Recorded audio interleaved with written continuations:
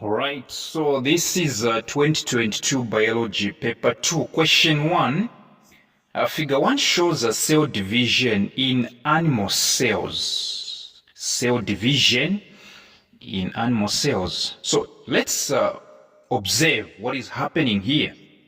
So we do happen to have the zygote, and this zygote is getting divided, and after being divided, it is producing two identical cells, and these cells are A and B. By the way, a zygote is simply a fertilized egg. And somebody says, what exactly is a zygote? Tell them to say it's simply a fertilized egg. So look at this one. Look at the two identical cells. Look at the two identical cells. And you're going to realize that A has become muscle cell. All right? A has become a muscle cell.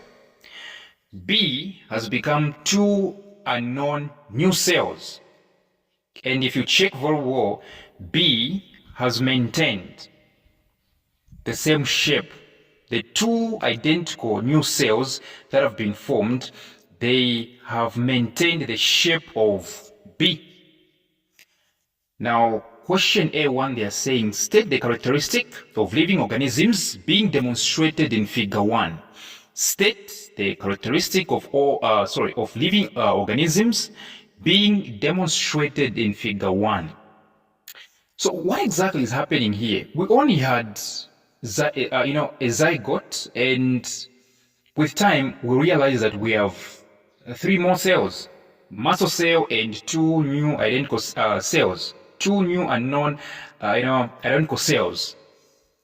We had zygote, but we have three cells right now. That is multiplication. That is increase in the number of cells. And this is growth. So the characteristic which is happening here is growth. Growth is the permanent increase in the number of cells accompanied by mass. So the answer here is growth. Question A2, they are saying, explain what has happened to cell A. Look at cell A. Cell A has become a muscle cell. What exactly does that mean? A muscle cell is something that can work. In fact, it can even conduct what we call respiration to form energy. So what is this? This is specialization or differentiation. So in short, A has undergone cell specialization or cell differentiation. B, explain how the zygote in figure 1 can result into the formation of an organism through cell division. Explain how the zygote in figure 1 can result into the formation of an organism through cell division. So in short, they're asking, how can zygote form an organism? So, a zygote can form an organism by undergoing a series of cell division, and this cell division is called mitosis. Remember, there are two types of cell division: meiosis and mitosis. So, meiosis happens when there is reproduction. All right, when there is sex, there is reproduction. Okay, when fertilization is about to take place. But when it comes to mitosis, mitosis begins from conception. Right after conception, mitosis has to take over.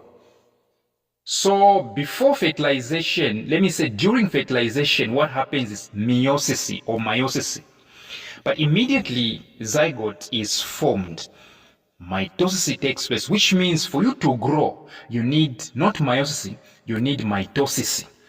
But when you were conceived, when you were getting conceived, what you needed was meiosis or meiosis. But right now you are growing. Okay, what is happening is mitosis. Mitosis is helping you to grow. So a zygote simply undergoes, through a series of cell division. Okay, and cells will be produced, and these cells will form tissues. Remember the trend, right? From organelles to cells, from cells to tissues, from tissues to organs, from organs to systems, from systems to organism, right? So a zygote will undergo a series of cell division called mitosis, and cells will be produced. After these cells have been produced, they'll form tissues, all right? Yes, they'll form specialized, specialized and similar groups. Let me say groups of specialized and similar cells called tissues. And then tissues will form groups of, similar organs, and organs will form systems. Systems will form organism, the entire organism. Question C, they are saying, describe two life processes of living organisms and state the role of enzymes in the two processes. Describe two life processes. You as a living organism, there are two life processes that you have to undertake every day. If these are not happening, then you cease to live, you die. All right? We are talking about anabolism and catabolism. So these are the two life processes. Okay, you can't do away with these two. Anabolism and catabolism. Anabolism is simply building. All the reactions that involve building. Take for instance, building carbohydrates from monosaccharides, such as glucose. That is anabolism.